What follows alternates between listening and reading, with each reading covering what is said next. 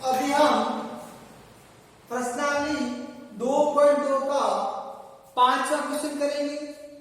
पीछे के जो 4 क्वेश्चन थे वो हमने पिछले वीडियो में पढ़ चुके थे।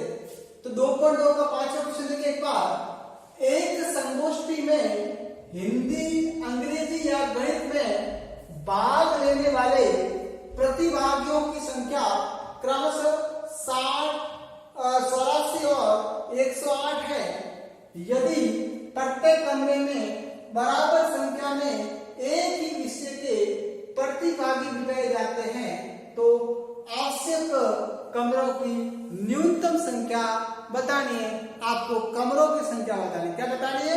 कमरों की संख्या। आप देख रहे हैं क्वेश्चन को अच्छे से वापिस देखो। कोई भी आपकी संगोष्ठी हो रही स्कूल के अंदर, इसमें हिंदी के 60 विद्यार्थी भाग ले, अंग्रेजी के 84 विद्यार्थी भाग ले और गणित के 108 विद्यार्थी भाग ले। अब देखो प्रत्येक कमरे में बराबर संख्या के एक ही विषय के प्रतिभागी बैठे। एक कमरे में एक विषय के प्रतिभागी बैठे। जैसे ये कमरा एक है तो इसके अंदर सिर्फ गणित के बैठेंगे। दूसरा कमरा है तो इसके अंदर आप कितने बैठेंगे? गणित के बैठेंगे। मतलब एक कमरे में एक ही विषय के विद्यार्थी बैठेंगे। क्लियर? अब ध्यान दो, प्रत्येक कमरे में बराबर संख्या। एक कमरे के अंदर जैसे कि गणित के जैसे कि 2 कमरे हैं, दो कमरों के अंदर जैसे इसमें 5 है, इसमें 5 होने से, इसमें 10 है तो इसमें भी 10 विद्यार्थी होने से इसका प्रत्येक कमरे में बराबर विद्यार्थी बैठाने। क्लियर? आगे देखें तो आवश्यक कमरों की न्यूनतम संख्या ज्ञात करनी है। तो समझ में अच्छे से हल। हिंदी विषय में भाग लेने वाले प्रतिभागियों की संख्या बताओ। हिंदी में कितने प्रतिभागी है? 60। इसी प्रकार अंग्रेजी में कितने प्रतिभागी है बताएं? 84। इसी प्रकार गणित में कितने प्रतिभागी है? 108। देखो गणित में 108 है। ज्यादा विद्यार्थी गणित में भाग ले रहे हैं, इसका मतलब गणित सब्जेक्ट क्या है? सबसे इजी सब्जेक्ट है। ठीक है ना? इसलिए गणित में सबसे अधिक विद्यार्थी भाग ले रहे हैं। तो गणित को कभी कठिन नहीं माने, सबसे सिंपल है। सबसे सिंपल है तभी तो सबसे अधिक विद्यार्थी भाग ले रहे हैं यहाँ पर। देखो हिंदी में 60 है, अंग्रेजी में 84 ही है और गणित में 108 है। क्यों? क्योंकि सबसे इजी सब्जेक्ट है। बराबर। तो कठिन नहीं है, बात सिंपल है। रुचि रखे 100% आपको समझ में आ जाएगा। क्लियर? तो हिंदी 60, अंग्रेजी 84 और गणित 108। अब प्रत्येक कमरे में क्या करना है? बराबर संख्या में विद्यार्थी को बैठाना है। तो क्या लिखेंगे? चूंकि प्रत्येक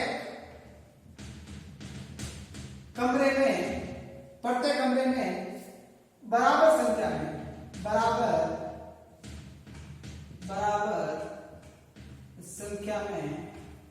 प्रतिभागी बिठाने हैं।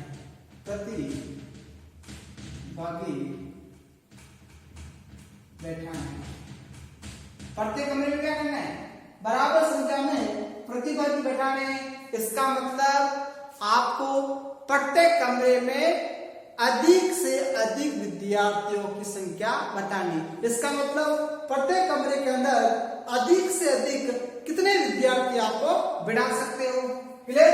देखो बराबर संख्या में प्रतिभागी बैठाना, इसका मतलब प्रत्येक कमरे के अंदर अधिक से अधिक कितने विद्यार्थी बैठा सकते हो? अधिक से अधिक कितने विद्यार्थी बैठा सकते हो जिससे प्रत्येक कमरे में बराबर विद्यार्थी आ जाए। इसका मतलब अधिक से अधिक की बात हो रही है और अधिक से अधिक किसमें आएगा आपके? एचसीएफ। देखो एलसीएम में क्या था? कम से कम वह छोटी से छोटी संख्या और एचसीएफ के अंदर क्या है? वह बड़ी से बड़ी संख्या। इसका मतलब हमें क्या ज्ञात करना है? 60, 84 तथा 108 का एचसीएफ निकालने पर, क्या निकालने पर? एचसीएफ निकालने पर आपको 60, 84 और 108 का क्या निकालना? एचसीएफ निकालना। तो एचसीएफ निकालने के लिए क्या करोगे? सबसे बड़ी हिंदी की संख्या को क्या करोगे? आबादी गुणनफल करेंगे। कर दो आबादी गुणनफल। सबसे पहले 84 का करेंगे, फिर करेंगे पहले 60 का, फिर 84 का, और फिर किसका करेंगे बताएं, किसका करेंगे 108 का। 60 का क्वेश्चन विद्यार्थी, 60 में 2 का भाग 30 बार, 30 में 2 का भाग 15 बार, 15 में 3 का भाग 5 बार और 5 में 5 का भाग 1 बार। इसी प्रकार 84 के अंदर 2 का भाग कितनी बार 4 दूनी 8, 2 दूनी 4 42 बार, 42 में 2 का भाग 21 बार, 21 में 3 का भाग 7 बार और 7 में 7 का भाग 1 बार। क्लियर।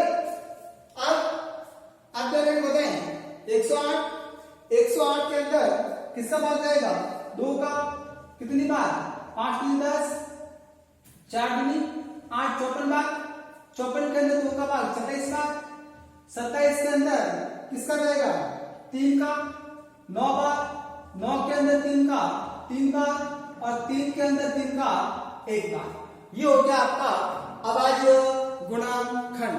क्या हो गया अभाज्य गुणनखंड। बहुत सिंपल है, बहुत सिंपल है। अब इस अभाज्य गुणनखंड को क्या करेंगे, इस अभाज्य गुणनखंड को क्या करेंगे गुणनफल के रूप में लिखेंगे।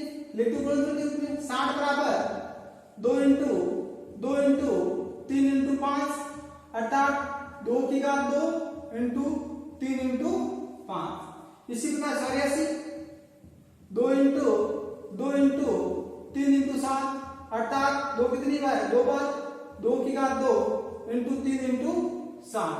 इसी प्रकार 108 बराबर 2 इंटू 3 इंटू 3 इंटू 3, 2 कितनी बार है 2 बार, 2 की घात 2 इंटू 3 की घात 3।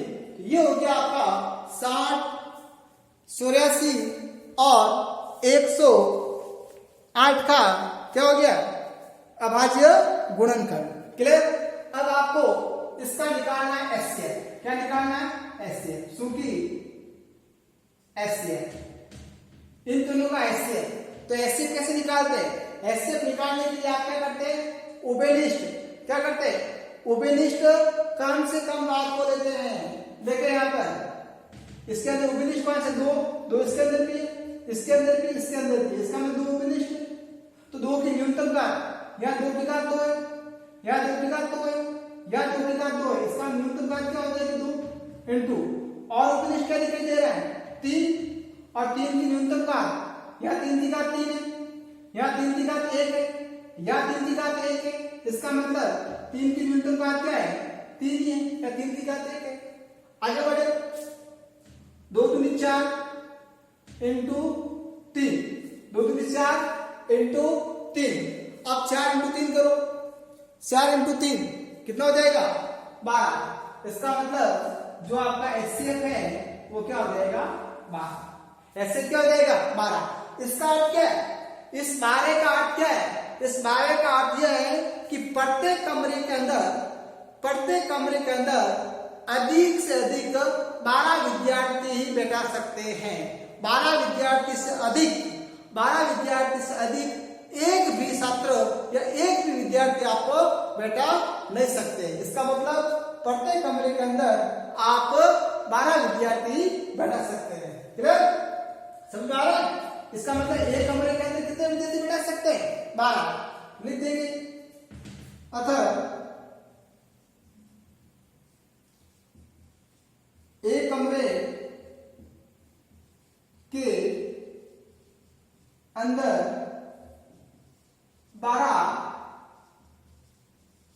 एक कमरे के अंदर 12 विद्यार्थी ही बैठा सकते हैं। एक कमरे के अंदर कितने विद्यार्थी बैठा सकते हैं, एक कमरे के अंदर केवल और केवल 12 विद्यार्थी ही बैठा सकते हैं। अब आपको क्या करना है, अब आपको कमरों की संख्या ज्ञात करनी है। क्या करनी है, कमरों की संख्या ज्ञात करनी है। तो यहां तक एक बात यहां तक लिख दिया, चलो ठीक है। अब मैं आपको कुल कमरों की संख्या ज्ञात करनी है। देखो एक कमरे के अंदर कितने विद्यार्थी बैठा सकते हैं, और ये 12 विद्यार्थी बैठा सकते हैं। तो बताओ कुल मिलाकर आपको संगोष्ठी के अंदर कितने कमरों की आवश्यकता पड़ेगी। तो देखना अच्छे से